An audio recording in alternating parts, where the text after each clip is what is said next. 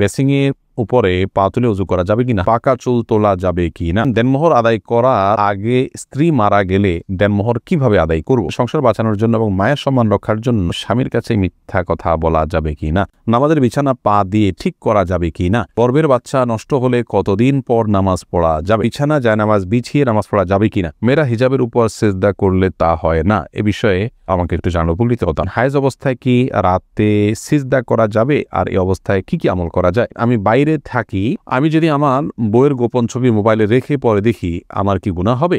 কাজী ছাড়া দুজন কালিমা পড়ে বিয়ে করে বিবাহ হবে কিনা, অন্তরে কুচিন্তা আসে এবং আমলের আসে, আমাকে পরামর্শ দেন প্লিজ। নামাজ পড়ার মধ্যে হাত দিয়ে মাথা চুলকায় বা যে কোনো জায়গায় হাত দেয়, সেটা করলে কি নামাজ হবে? মেয়েরা ফর্সা হওয়ার জন্য কোনো ক্রিম নিতে পারবে কি না? প্রিয় দর্শক, আপনাদের যে সমস্ত প্রশ্ন এর মধ্যে আমাদের কাছে চলে এসেছে, আমরা সেই সমস্ত প্রশ্ন উত্তর দেওয়া শুরু করছি ইনশাআল্লাহ। আব্দুল মান্নান জানতে চেয়েছেন, আমি বাইরে থাকি, আমি যদি আমার বইয়ের গোপন ছবি মোবাইলে রেখে পরে দেখি আমার কি গুনাহ হবে? না ভাই, আপনার স্ত্রীর একান্তের বা আপনার একান্ত মুহূর্তের ছবি বা যে কোনো ধরনের ছবি ভিডিও আপনার কাছে থাকলে সেটা আপনি দেখতে পারেন গোপনে, কোনো অসুবিধা নেই, এতে আপনার কোনো গুনাহ হবে না। তবে মনে রাখতে হবে যে এতে তার প্রাইভেসি যাতে লঙ্ঘন না হয়, অর্থাৎ অন্য কারোর নাগালে যেন এটি চলে না যায়, সেজন্য প্রোফাইল লক দিয়ে বা বিভিন্নভাবে সেটিকে আপনার নিরাপদে সংরক্ষণ করতে হবে। আপনি দেখতে পারেন, কোনো অসুবিধা নেই। জান্নাতুল নাইম জানতে চেয়েছেন, হায়েজ অবস্থায় কি রাতে সিজদা করা যাবে আর এই অবস্থায় কি কি আমল করা যায়? মাসিক অবস্থায় মেয়েরা সিজদা দিবেন না, ৫ ওয়াক্ত নামাজ পড়বেন না বা কোনো নামাজ পড়বেন না, কোরআন স্পর্শ করবেন না এবং তওয়াফ করবেন না, এছাড়া রোজা রাখবেন না, স্বামী সহবাস করবেন না, এছাড়া যে কোনো কাজ তারা করছেন, দোয়া দুরুদ ইস্তেগফার, আল্লাহর কাছে প্রার্থনা, ইসলামের বই পুস্তক পড়ায় সব কাজগুলো তারা করতে পারবেন, কোনো সমস্যা নেই। এমডি আমিরুল ইসলাম জানতে চেয়েছেন, কাজী ছাড়া দুজন যদি কালিমা পড়ে বিয়ে করে বিবাহ হবে কিনা, দুজন যদি একজন প্রস্তাব করেন আর একজন প্রস্তাব গ্রহণ করেন এবং দুজন সাক্ষী উপস্থিত থাকে, মহানা নির্ধারণ করা থাকে, অভিভাবকদের সম্মতি থাকে, কোনো অসুবিধা নেই, বিয়ে হয়ে যাবে। যদিও ছেলেদের প্রাপ্তবয়স্ক ছেলের জন্য অভিভাবকের সম্মতি কারোর মধ্যে শর্ত নয়, প্রাপ্তবয়স্ক মেয়েদের ব্যাপারে অভিভাবকের সম্মতিকে শর্ত করেছেন অনেক উলামায়ে কেরাম, যদিও ইমাম আবু হানিফার মাযহাব অনুযায়ী সেটি শর্ত নয়। তো বিবাহের মৌলিক শর্ত হলো তাদের উভয়ের প্রস্তাব এবং সম্মতি, দুজন সাক্ষী শুনবেন, পুরুষ সাক্ষী শুনবেন এবং মহানা নির্ধারণ করবেন, সেগুলো থাকলে বিয়ে হয়ে যাবে।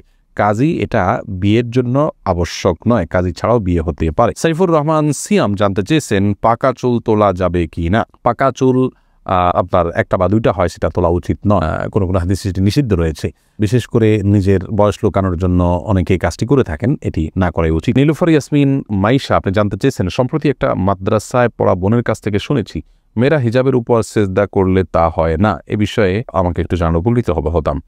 বোন, এটি ভুল কথা। যদি কেউ বলে থাকেন যে হিজাবের উপর সেজদা করলে সেজদা হবে না, কপালের উপরে হিজাব থাকলে সেখানে সেজদা করলে সেজদা আদায় হবে, কোনো অসুবিধা নেই।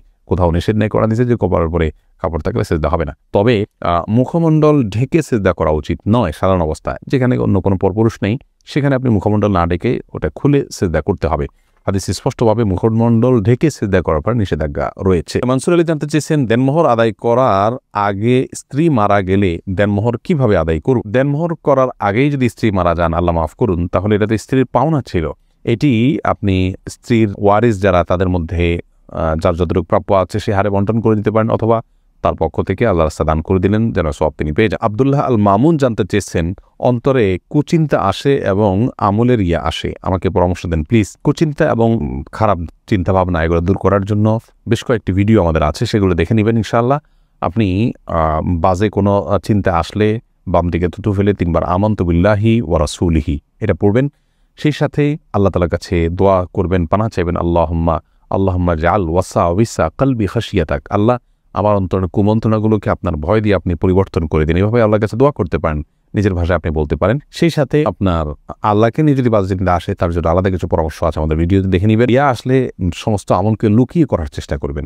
এই প্রবণতা আপনার মধ্যে থাকলে এবং এই কসরত আপনি কিছুদিন করলে ইনশাআল্লাহ রিয়া দূর হয়ে যাবে। রেবা তরফদার আপনি জানতে চেয়েছেন, কুড়িয়ে পাওয়া নবজাতক শিশু নিজ সন্তানের মতো প্রতিপালনের ক্ষেত্রে তার পিতামাতার নাম কি নিজেদেরটাই ব্যবহার করতে পারবো, নইলে তার স্কুলে ভর্তি আইডি বিভিন্ন ক্ষেত্রে সমস্যা দেখা দিবে, সমাজে সে তো প্রতিটি ক্ষেত্রে হেয় প্রতিপন্ন হবে। খুব চিন্তা আছে, আশা করি সঠিক নির্দেশনা পাবো।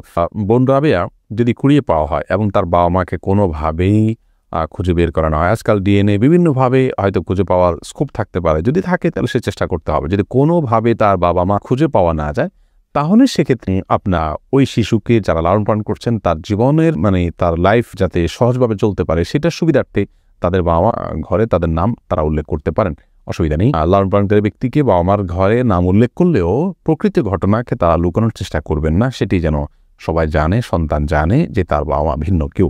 বাকি তার সুবিধার দিকে লক্ষ্য করে রূপক অর্থে নিজেদেরকে বাবা মা হিসাবে পেশ করতে পারেন। তাহিদুল ইসলাম পলাশ জানতে চেয়েছেন, নামাজ পড়ার মধ্যে হাত দিয়ে মাথা চুলকায় বা যে কোনো জায়গায় হাত দেয়, সেটা করলে কি নামাজ হবে? হালকা যদি চুলকায় নামাজ হয়ে যাবে, কোনো অসুবিধা নেই, বা হালকা একটু হাত দিলে সমস্যা নেই। কিন্তু এত বেশি চুলকালো, ধরুন 2 হাত ছেড়ে দিয়ে আপনি খুব আরামসে এমনভাবে চুলকালেন যে একজন সাধারণ মানুষ বাহির থেকে আপনাকে দেখে আপনি কি নামাজে আছেন কিনা সেটা নিয়ে তার সন্দেহ হয়, অথবা আপনি নামাজে আছেন সে বুঝতে না পারে, এরকম যদি হয় তাহলে এটাকে আমলে কাসির বলা হয়। এরকম আমলে কাসিরগুলো নামাজ হবে না।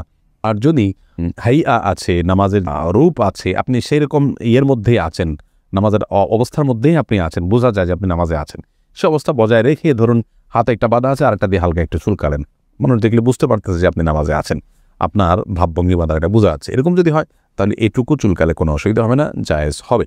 আলামিন হোসেন জানতে চেয়েছেন, গর্ভের বাচ্চা নষ্ট হলে কতদিন পর নামাজ পড়া যাবে? গর্ভের বাচ্চা যদি নষ্ট হয়ে যায় এবং রক্ত ব্লিডিং হতে থাকে, নেফাস হতে থাকে যেটাকে বলা হয়, সেটা হলে সর্বোচ্চ 40 দিন পর্যন্ত তিনি নামাজ থেকে বিরত থাকবেন, তারপর নামাজ পড়তে হবে ব্লিডিং থাকলেও। আর যে ব্লিডিংটা তার আগে বন্ধ হয়ে যায় 20-25 দিন 30 দিনের মাথায়, তাহলে যখন বন্ধ হবে তখন দেখবেন নামাজ শুরু করবেন। ত্রিশিলা আহমেদ আপনি জানতে চেয়েছেন, সংসার বাঁচানোর জন্য এবং মায়ের সম্মান রক্ষার জন্য স্বামীর কাছে মিথ্যা কথা বলা যাবে কি না? সংসার বাঁচানোর জন্য যদি হয় তাহলে কথা ঘুরিয়ে বলবেন, সরাসরি মিথ্যা না হলে মিথ্যা কথাটাকেই এমনভাবে বলবেন যে সত্যি মিথ্যা দুটির সম্ভাবনা আছে, এটা ঘুরিয়ে বলবেন, তাহলে সেটি জায়েজ হবে, কোনো অসুবিধা নেই। আর তাছাড়া স্বামী স্ত্রী একে অন্যের সাথে মিথ্যা কথা বলতে পারে তাদের প্রশংসামূলক বা সংসার রক্ষার জন্য যদি একান্ত বাধ্য হন, তবে আবারও বলছি ঘুরিয়ে বলবেন, সরাসরি মিথ্যা নয়। এরপরে এমডি নূর আলম জিকু আপনি জানতে চেয়েছেন, মেয়েরা ফর্সা হওয়ার জন্য কোনো ক্রিম নিতে পারবে কি না? নিজের সৌন্দর্যকে, নিজের প্রকৃত রঙকে লুকানোর জন্য যদি এরকম কোনো ক্রিম ব্যবহার করে বিয়ের সুবিধার জন্য, যাতে মানুষ ফর্সা দেখে বিয়ে করে, পরবর্তী দেখবে যে পুরো শরীর কালো,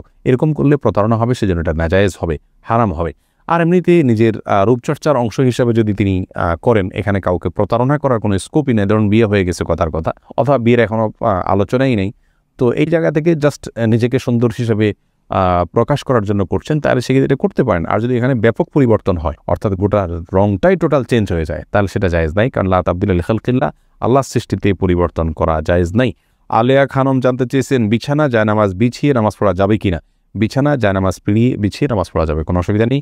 যারা জানতেছেন বেসিংয়ের উপরে পা তুলে উজু করা যাবে কিনা? হ্যাঁ বোন, বেসিংয়ের উপরে পা তুলে আপনি উজু করতে পারেন, কোনো অসুবিধা নেই, যদি আপনি পড়ে যাওয়ার রিস্ক না থাকে বা নিচে পানি পড়ে অন্যদের পরিবেশ নষ্ট না হয় বা সেটা মুছে দিয়ে আপনি করতে পারেন, তাহলে করতে পারেন, কোনো অসুবিধা নেই। তবে পাবলিক প্লেসে এরকমটি না করা উচিত যদি বিকল্প কোনো ব্যবস্থা থাকে, কারণ সেটি দৃষ্টিকটু এবং অনেক সময় সতর লঙ্ঘন হতে পারে বা দেখতে খারাপ দেখা যেতে পারে, অন্যের অধিকার ব্যাপারটা সেখানে থাকে, তো সেজন্য এমনটি না করা উচিত পাবলিক প্লেসে। তাসলিমা আক্তার জানতেছেন, নামাজের বিছানা পা দিয়ে ঠিক করা যাবে কি না? নামাজের বিছানা পা দিয়ে ঠিক করতে কোনো অসুবিধা নেই।